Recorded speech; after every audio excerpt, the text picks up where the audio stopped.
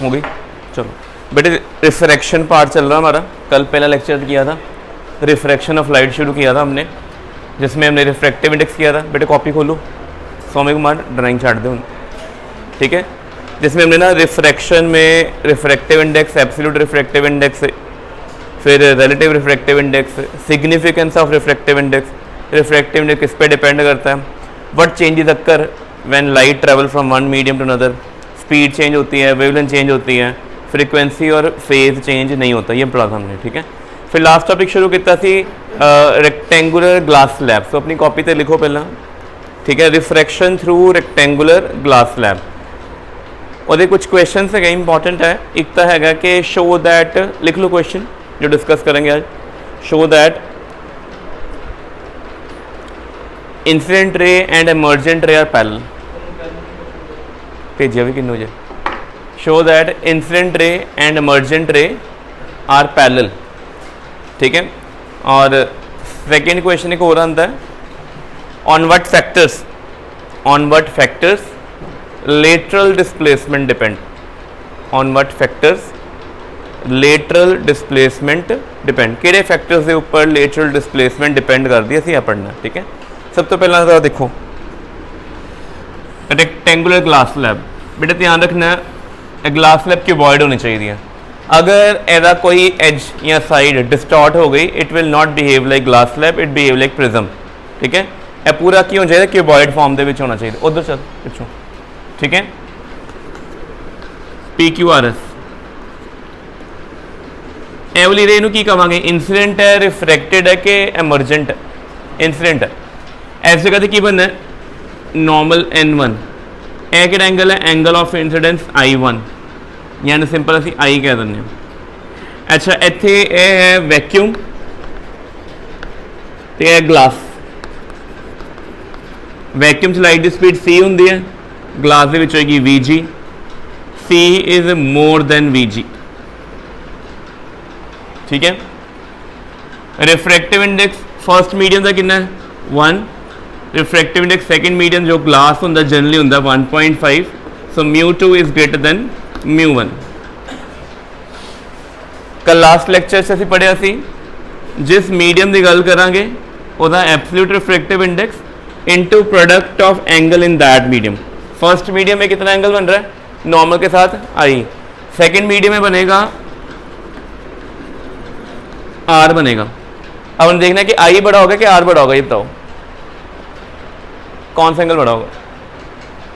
ये कौन सा लॉ है, स्नेल्स लॉ, ये कल असीं पढ़िया सी। रिफ्रैक्टिव इंडेक्स ज़्यादा होएगा एंगल छोटा होगा, अगर रिफ्रैक्टिव इंडेक्स घट गया एंगल ने की हो जाना, सो μ1 μ2 तो की है लेस है, सो μ1 अगर स्मॉलर है तो I बड़ा होना है, μ2 लार्जर है तो R बड़ा होना, तो यहाँ से क्या होना इम्प्लाइज R ग्रेटर देन, उल्टा हो जाना R लेस देन, कारण μ1 स्मॉलर है I ग्रेटर, μ2 ग्रेटर है R स्मॉलर, बन रहा एंगल नॉर्मल के साथ, स्मॉल एंगल ऐसे बनेगा,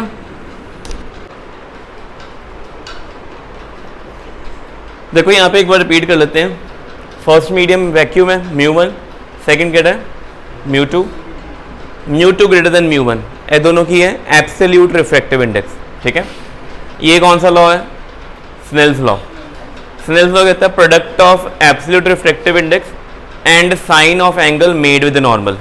पहले मीडियम में नॉर्मल के साथ कितना एंगल बना है, दूसरे मीडियम में नॉर्मल के साथ कितना एंगल बना है R, इनका प्रोडक्ट कांस्टेंट रहता है। Product constant mean they are inversely proportional, μ1 less है μ2 मोर है, अगर μ1 छोटा है I बड़ा होना है, μ2 लार्जर वैल्यू है, R क्या होगा स्मॉलर, तो देखो I ग्रेटर है R क्या smaller, light bend toward normal, ठीक है।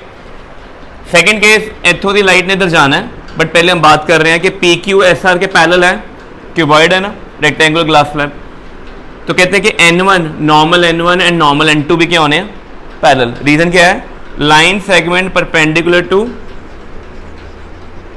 Parallel lines are parallel to themselves, या पैरेलल टू ईच अदर लिख दो,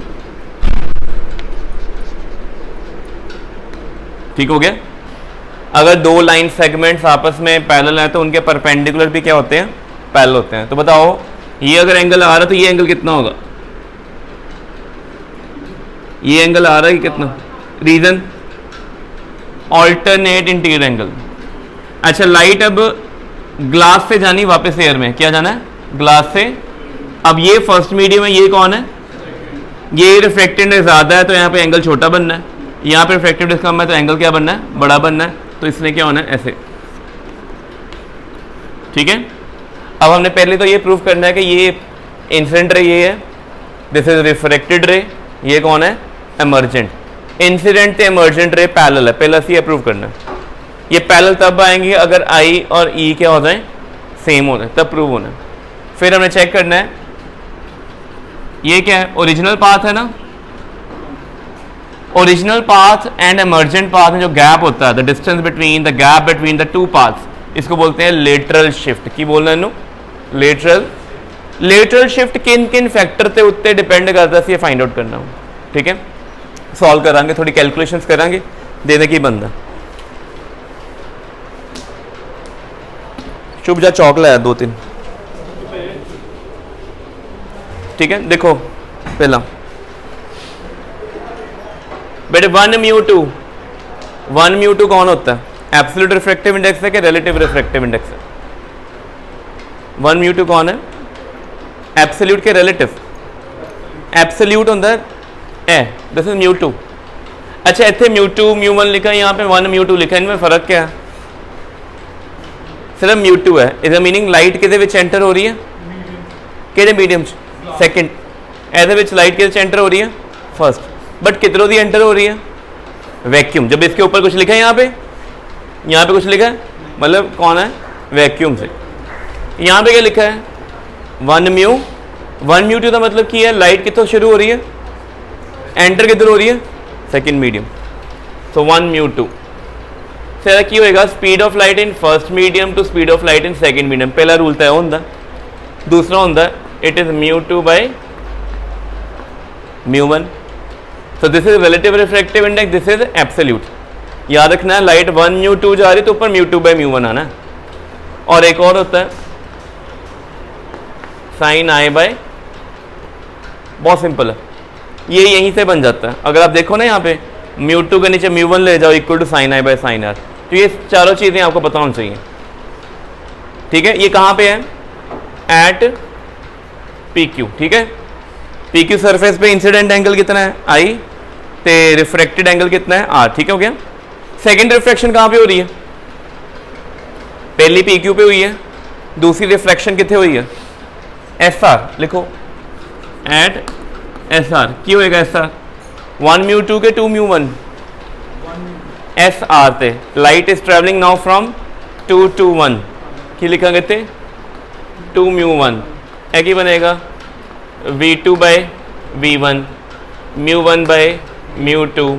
इतने एंगल देखो, एस मीडियम से एंगल कितना बनया, इतने कितना एंगल बनया की लिखांगे, साइन आर बाय, ठीक है। आगे सेकंड इक्वेशन, बेटे फर्स्ट और सेकंड में कोई रिलेशन मिल रहा है आपको, क्या रिलेशन है बेटे, थे μ2 बाय μ1 और थे μ1 by μ2, mean they are reciprocal equal, they are reciprocal are equal.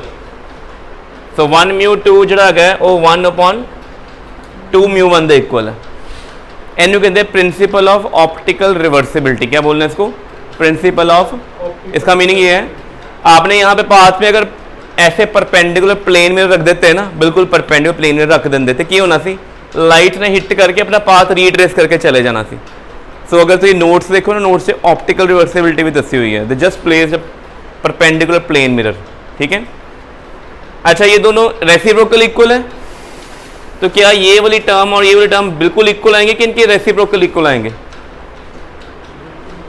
ये दोनों इक्वल आएंगे, इनके रेसिप्रोकल इक्वल आएंगे, रेसिप्रोकल आएंगे। देखो यहाँ पे 2μ1 है, तो sine i by sine r, sine e by sine r, r cut गए। अच्छा क्या हो गया फिर, ठीक है। अब हमने ऑप्टिक्स जब स्टार्ट किया था ना, तो एक अजम्पशन सपोज की थी कि all rays are paraxial, all angles are small. जो तुम ऑप्टिक्स पढ़ोगे, कोई भी न्यूमेरिकल करोगे, जिन्ने भी एंगल होंगे ये वाले सारे आई r E, there always small. Small angle line which quadrant, first quadrant, second quadrant, third के फोर्थ, पता आपको, क्वाड्रेंट ऐसे चलते हैं ना, यहाँ पे 0 डिग्री, यहाँ पे 90 डिग्री, फिर यहाँ पे 180, यहाँ पे 270 डिग्री, यहाँ पे फिर 360। तो यहाँ से शुरू होना, ये फर्स्ट है, ये सेकंड है, ये थर्ड है, ये फोर्थ है। तो अगर एंगल सारे स्मॉल हैं, छोटे एंगल हैं, तो कहाँ से शुरू करेंगे, कहाँ पे लाई करेंगे सारे? फर्स्ट में, सेकंड में, थर्ड में, फोर्थ में? फर्स्ट विच कितने लाई करेंगे? 0 तो बड़े होंगे बट 90 से क्या होंगे? छोटे। फर्स्ट में सारे क्या होते हैं? पॉजिटिव।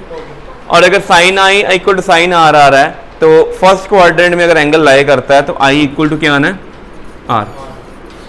ठीक है, फिर लिखो अपनी कॉपी पे, i equal to e, sorry इतने ई है। से प्रूव हो गया कि angle of emergence is equal to angle of incidence. तो इससे प्रूव हुआ कि incident ray and emergent ray are parallel.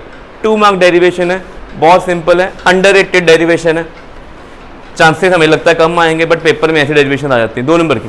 तो अब देखोगे ना पेपर में 2 मार्क 3 मार्क डेरिवेशन ज़्यादा मिलेंगी, 5 मार्क में डेरिवेशन मिलती हैं तो 3 नंबर की मिलती हैं। ठीक है, तो ये 2 मार्क डेरिवेशन है।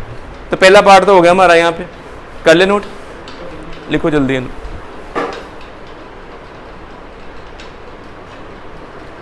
ठीक है, next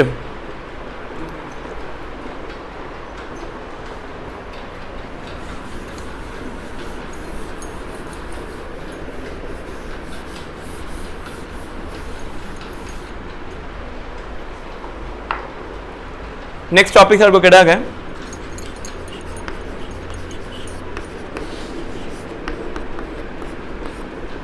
lateral shift. Lateral shift कौन है? डायग्राम लेबल करते हैं। A point A point B, A C, A D. ठीक है, डायग्राम अगर आपने छोटी बना ली है तो हम नई डायग्राम बनाएंगे। ठीक है, एक डायग्राम से काम नहीं करना। ठीक है, समझ लग गई पहला? अब देखो सबसे पहले ये जो लेटरल शिफ्ट कौन है, यहाँ पे B D distance, NOC lateral shift कवांगे। एमरजेंट रे इंसिडेंट रे जो गैप है ना, दैट इज लेटरल शिफ्ट। ठीक है, जसमिंदर कॉपी खोल लो, पेन काट लो तो लिखो, हैं दोबारा लिखो, दोबारा लिखो, शायद गलती ना पास हो जाएंगे इससे, दोबारा लिखांगे तो शायद सबकॉन्शियस माइंड कुछ और एंटर हो जाए। ठीक है ना, फायदा तो अड्डा ही है, मेरा थोड़ा ना। अच्छा, lateral shift B D equal है, वो प्रूफ फाइंड आउट करनी कितनी आनी है। अच्छा, ए की है टी, टी की चीज है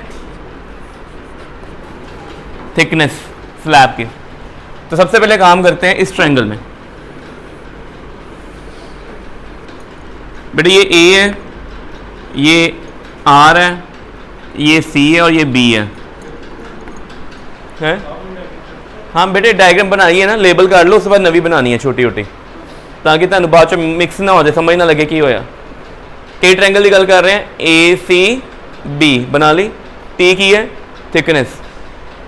इस ट्रायंगल ए बी फाइंड करना है, तो सानू पता की है ए सी के बारे। आर एंगल के लिए ए बी कौन है? हाइपोटेन्यूज है, बेस है कि परपेंडिकुलर है? A B hypotenuse. ए सी कौन है? बेस है कि परपेंडिकुलर? आर एंगल वास्ते एंगल के साथ हमेशा साइड कौन सी होती है? बेस। सामने क्या होती है? परपेंडिकुलर। एच बाय बी कौन होता है? Hypotenuse by base, secant r कितना आना है? सो ए बी की वैल्यू कितनी आ गई? ए सी उधर मल्टीप्लाई हो गया, secant O C 1 by cos r भी कह सकते हैं, सीकेंट आर भी लिख सकते हो, इतना भी लिख सकते हो। चलो इतना हो गया पहले, कोई डाउट है विच? ठीक है बेटे, लेबल की ना सिर्फ बी डी निकालना है, बी डी इस ट्रायंगल के विचों निकलना है। बी डी निकालने में सानू चाहिए A B, but A B पता नहीं है। ए बी निकालने के लिए ये ट्रायंगल यूज करना जिसमें ए सी कितना है? T thickness. इतने तक आ गए?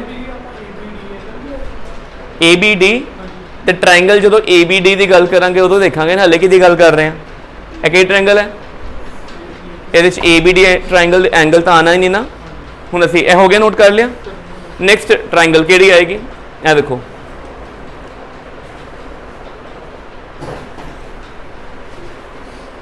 ये कौन सी ट्रायंगल है? A D B. फाइनली सानू बी डी चाहिए हुण। ठीक है, लिखो नाल ए सारे रिजल्ट जोड़े ना एमसीक्यू च काम आने हैं। डेरिवेशन ना ही तो एमसीक्यू च पूछ लेना। सौम्य कुमार ड्राइंग का अजय कर ली, बनाओ बनाओ। सो ए कितना सी टी कॉस आर। कोई बताए भाई ये एंगल कितना आएगा? ये आर है, ये एंगल चाहिए, कैसे निकालें? ये वाला angle r minus theta. Theta कौन सा आ गया तुम्हारा? सोचो, ऐसा है ना, देखो ए अगर आई एंगल है, पूरा एंगल कितना होएगा? ये आई है, ये पूरा एंगल कितना होगा? वर्टिकली ऑपोजिट एंगल आई। इसमें तो इतना एंगल कौन है? आर, तो बाकी बचा हुआ एंगल कितना होगा? आई माइनस आर। सो एंगल कितना आना है? आई माइनस आर। लिख लो कितना आना है? आई माइनस आर।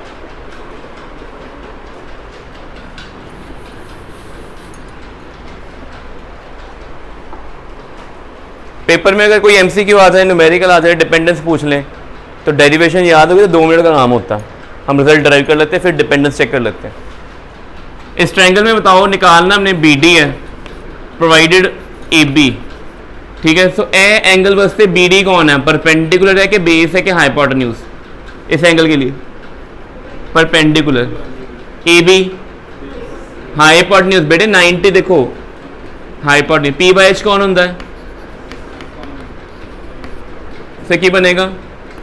बी डी आएगा A B sine i minus r. तो ए बी कितना होएगा? T by cos r. एक तो फॉर्मुलेशन है हो गई।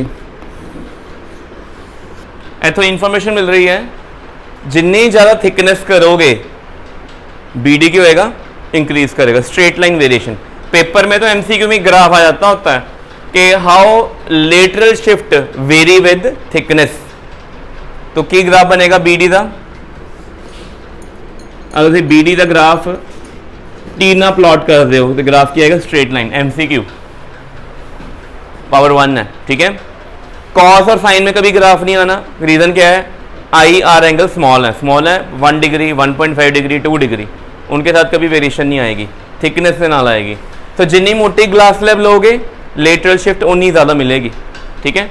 अगर किसी को लेज़र हैगी है तो कल लेके आना, तुम करके दिखावांगे। थिकनेस वेरी करी जावांगे ग्लास स्लैब से, we will observe more and more lateral shift, ठीक है।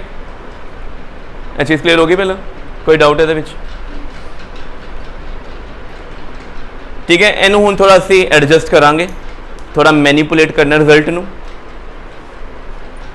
क्योंकि ग्लास स्लैब का रिफ्रैक्टिव इंडेक्स पता होता हमें, और थिकनेस तो इंट्रोड्यूस हो गई है, रिफ्रैक्टिव इंडेक्स नहीं आया।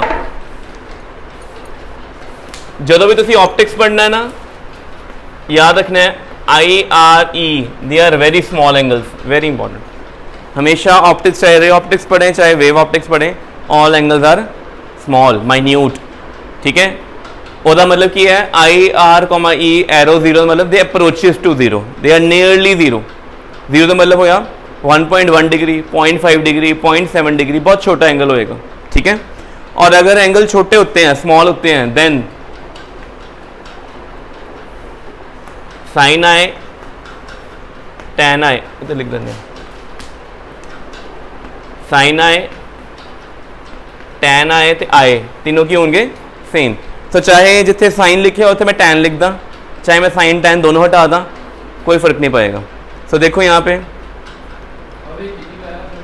है ए इक्वलेंट, ए वाला साइन इक्वलेंट होंदा, एदा मतलब साइन आए, टैन आए, आए तीनों ऑलमोस्ट की आएंगे, थोड़ा बहुत फर्क होएगा, पॉइंट डेसिमल तो 3rd 4th डिजिट का जाके, बाकी सारी वैल्यूज की होंगी नियरली सेम।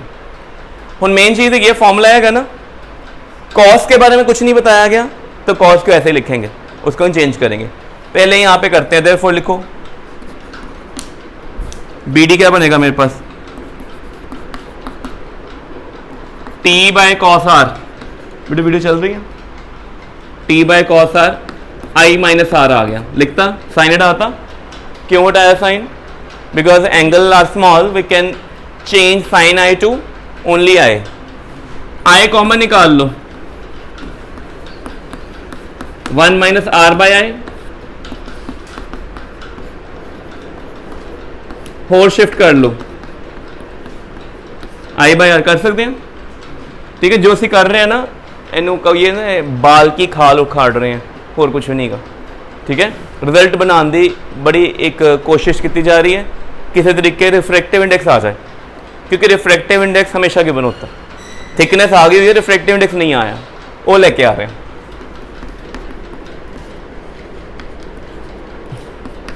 क्या आई बाय आर लिख दिए sine i by sine r कर सकते हैं, बोलो कर सकते हैं ना। तो हमने अपनी कॉपी ते लिखवाया था sine i by sine r की का सी 1 म्यू 2 के 2 mu 1 sine i by sine r first medium मतलब पहले रेयर तो डेंसर च आना है, मतलब एयर तो ग्लास च आना है या एयर तो स्लैब दे विच आना है। तो तुहाडा रिजल्ट की बनेगा lateral displacement B D t i by cos r 1 minus 1 mu 2। So इत्थे 1 म्यू 2 कौन है, एयर तो स्लैब दे विच जाना। हुण बड़े सारे कंक्लूजन है फाइनल रिजल्ट। ठीक है, एक चीज़ असीं होर कर सकते थे, आर अप्रोचेस टू 0 कोई दसेगा कॉस 0 कितना होंदा है, तो जे आर बहुत छोटा है कॉस 0 की हो जाना है, लिखने की लोड़ ही नहीं गई। तो साडे को फाइनल रिजल्ट है बन जाना है, आई की जगह असीं साइन आई कर देंगे 1 minus 1 by 1 mu 2। So this is your lateral shift कह लो या लेटरल डिस्प्लेसमेंट कह लो। ठीक है, सो अगर तुसी रिफ्रैक्टिव इंडेक्स इंक्रीज करना शुरू कर देता, देखना इधर ये डिनोमिनेटर क्या होना है, बढ़ेगा कि कम होगा, बढ़ेगा। रेसिप्रोकल कटेगा, 1 अपॉन है ना, डिनोमिनेटर बढ़ेगा तो ये पूरी क्वांटिटी क्या होनी है 1 में से छोटी क्वांटिटी माइनस करेंगे तो रिजल्ट ज़्यादा आएगा, लेटरल डिस्प्लेसमेंट बढ़ जाएगी। तो द मीनिंग तुसी glass slab of increasing refractive index रखी जाओ, लेटरल डिस्प्लेसमेंट क्या होनी है बढ़ती जानी है, बट उनमें जो वेरिएशन आनी है वो स्ट्रेट लाइन वेरिएशन नहीं आनी। R i a i by r, a r by i c, इस तो बाद आई बाय आर हो गया, sine i by sine r, sine i by sine r 1 mu 2। ठीक है, सो ये देखो डेरिवेशन है पूरी, एग्जामिनर कुछ भी कह सकता है, it is part of syllabus. ठीक है, सो ए रिजल्ट है साडा फाइनल, ग्राफ भी प्लॉट कर दिया कि B D lateral display thickness ना किदा चेंज कर दे, वो भी हो गया साडा। ठीक है, सो जिन्ने भी मेजर क्वेश्चन बन सकते हैं रेक्टेंगुलर ग्लास स्लैब ते बना लें, बस ध्यान रखना ग्लास स्लैब क्यूबॉइड फॉर्म च होनी चाहिए। अगर ए दो प्लेन्स पैरेलल नहीं हुए तो प्रिज्म बन जाएगा, तो प्रिज्म वाइट लाइट नू 7 कलर च स्प्लिट करता, ग्लास स्लैब वाइट लाइट नू 7 कलर स्प्लिट नहीं करती। ठीक है, प्रिज्म कर देता। ए तक हो गया क्लियर। ठीक है, तो ये था हमारी पहली एप्लीकेशन थी। ठीक है, हुण असीं अगली करते हैं एप्लीकेशन, लिखो